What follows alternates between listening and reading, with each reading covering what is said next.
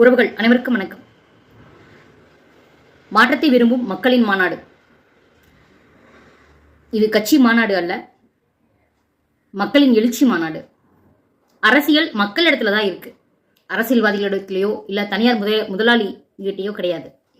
இதை நாம மாற்றி அமைக்கணும். இந்த திராவிடத்தை வேறறுத்து வெளியே தூக்கி வீசணும் அப்படின்னா இந்த மாற்றத்தை விரும்பும் மக்களின் மாநாட்டுக்கு நீங்க வரணும். இந்த மாநாட்டில் என்ன ஸ்பெஷல் அப்படின்னா, 15 வருடங்களா எந்த கட்சியோடும் கூட்டணி இல்லாமல் தனிச்சு நிற்கிறோம்.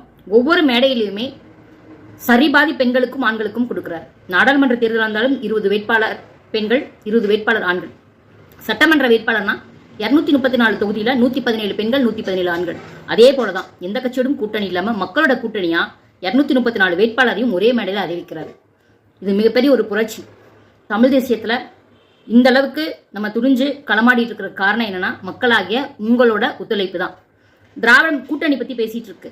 திமுக சரி, அதிமுக, பிஜேபி எல்லாமே கூட்டணி பத்தி பேசிட்டு இருக்கிற நேரத்துல மாற்றத்தை விரும்பும் மக்களின் மாநாடா அண்ணன் செந்தமன் சீமான் அவர்கள் மாசி 9 21/2/2026 சனிக்கிழமை திருச்சியில பெரும் திரளா நிகழ்வு எடுக்கிறாரு.